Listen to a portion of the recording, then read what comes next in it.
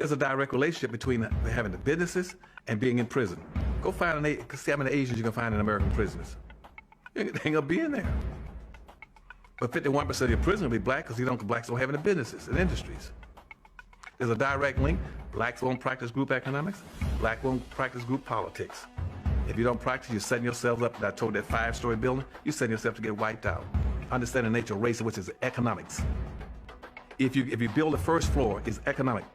Build your businesses and your industries. Control business and industry, and put that pools in your money, and hold that money, and practice group economics with it. Arab and Asian money bounces 12 to 13 times what it leaves. Jewish money bounces 18 times. Black folk got to learn how to practice group economics. Black Americans spend every penny they get outside their own community. Then you take the money and the wealth that you get from that first floor and go to the second floor. The second floor is politics. You then take that money on the first floor and you control your politics. Black folk must quit allowing people to tell them to go out and vote. Vote for what? Nobody's going to do anything for black folk in politics. Politics is controlled by money, major corporations who got the money. That's what controls politics. If you have no money, you have no say-so, you have no benefits coming. So you take your money and you control, and you take your money from the first floor, you buy every politician on the second floor. And any politician you can't buy, you rent or lease them to get what you need. Then once you get the second floor under control with your politician, with your money, then you go to the third floor. The third floor then is the police department and the court system. You take your money from the first floor and your politics on the second floor, and you control the court system and the police departments. Then the fourth floor, then is media. You then take the money that you generate off the first floor from business and industries, and you go after radio stations, TV stations, newspapers, and cable systems, so that you can now inform and communicate with your own people. Right now, black folk own and control less than 35 thousandths of 1% of the media in the United States. Out of 12,000 radio stations, black folk own about 75, 80. That's all. You own no cable systems. You don't have a daily newspaper. You have nothing of importance. You got about one black TV station. And so you can't communicate with your people, you can't inform your people, you can't do anything. You can have Rush Limbaugh and all the rest of the guys talking about racism all day long and bad-mouthing you, and O'Reilly's. They can call black folk all kind of names all day long. What are you gonna do? You can't respond. You can't communicate with your own people because you don't have an economic base. 51% of all the prisoners in the United States are black people. You know you only make up 12% of the population. That's no accident. It's because you don't control the economics and the politics. And they're gonna go after the weakest people they can get their hands on to incarcerate them. That's the black folk. And what are you gonna do in response to when they over incarcerate you? You're gonna go out and have a march, a demonstration.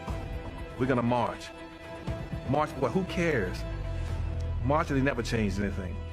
First came out of slavery, blacks were relatively successful because they understood the importance of one thing, and that was to learn how to own and to control, get resources, because that was the whole purpose of slavery. Slavery was basically to maldistribute almost 100% of all this nation's wealth, resource, privileges, and controls of all levels of government into the hands of the dominant white society. And it was very effective. It did an excellent job. And when slavery came into existence in the 1500s, it had a very specific purpose. Slavery was an economic issue, not a social issue. And so black folk learned that even as slaves, they might not have been well educated, but they weren't stupid. They figured out that he who owns and controls has the power. And so when slavery ended in the 1860s, about 1866, at that point in time, they learned something else from the radical Republicans who came out and said that black people in America can only be one or two things. Either you're going to be slaves or you're going to be free. To be free, you must minimally, these blacks must minimally, 5 million, almost 5 million blacks must minimally have 40 acres, a mule, and $100 given to them coming out of slavery if they're going to play this game. Because at that time in slavery, black folk were the primary generators of wealth on the earth. This country had invested over $8 billion just into slavery. That was more money than all the businesses and all levels of government put together. And black folk as slaves, they knew the importance of wealth and owning and controlling. And they wanted that 40 acres and a mule and $100. And Congressman Thaddeus Stevens, Charles Sumner, and Benjamin said that on the floor of the United States Congress in the 1865 Civil Rights Law. Give black folk 40 acres, a mule, and $100. And Andrew Johnson came, when he became the president after Lincoln's assassination, he killed the bill. They came back again in 1866 again and said black folk have to have resources to be able to compete. And then later on they converted that to the 14th Amendment in 1868.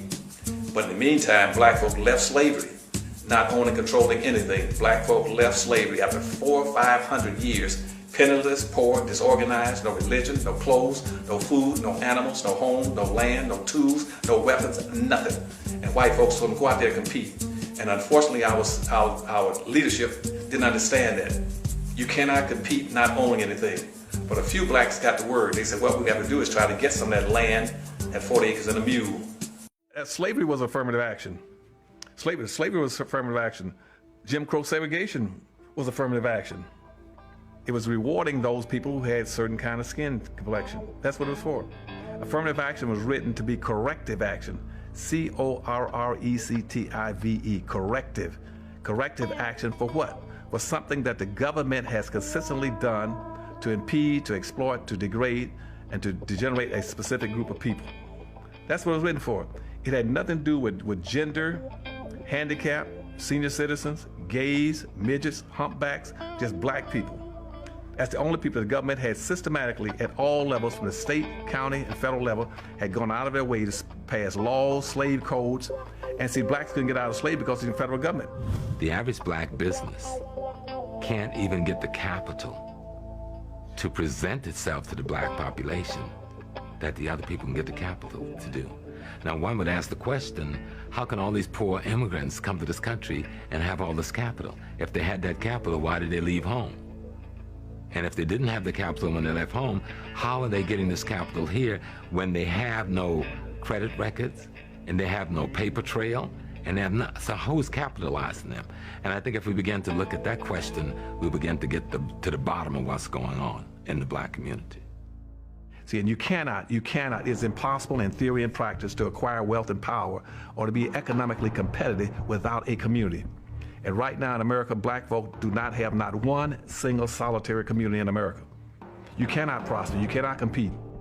It's going to be very difficult for black folk even to survive under the present circumstances because they don't have communities. All black folk got are neighborhoods. A neighborhood is like a bucket with a hole in it. A neighborhood is where you eat and sleep.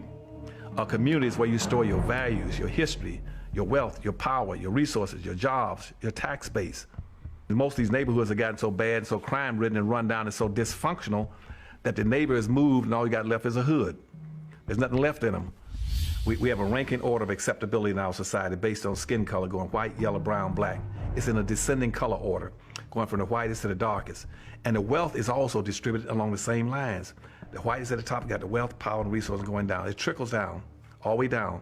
The power and resources, as they go up and down, the further you go away from the white, the thinner it becomes, the weaker it becomes. And black folk are not that silly. They can say, consequently, if I want something, I'm gonna try to identify with anything as close to white as possible. And that's why you come up with this saying all the time about white ice is colder than black ice. They want to identify with it. But they never understand that rather than identify with it, why don't you go acquire your own? Then your black ice will be just as cold as white ice.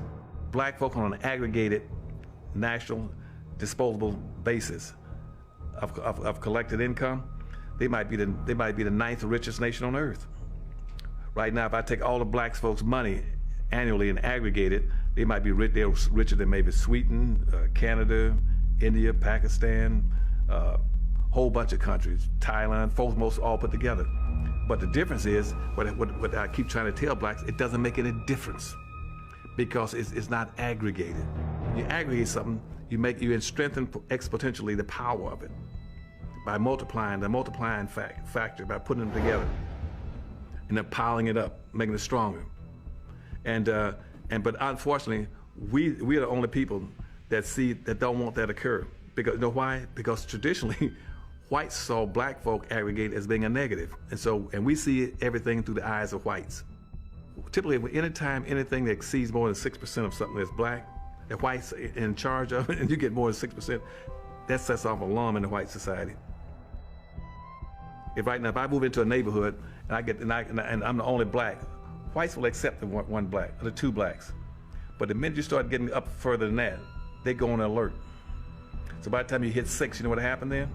They started putting their houses up for sale. If I go in an organization, I got one black in that organization, and it's all white organization, they'll accept the one black or two blacks. But the more blacks you come in, trying to integrate, that becomes a threat to the dominant society. and they'll either move out of that organization, move out of that neighborhood, or even go to their school and take their kids out of school. And where are they going to move? They're not going to move to a more integrated society. They're going to move back with their own people. When a white person takes his kid out of a school, out of an integrated school, he's not going to go and try to find another integrated school. He's going to take his kid to a segregated academy, a charter school, or an all-white suburb.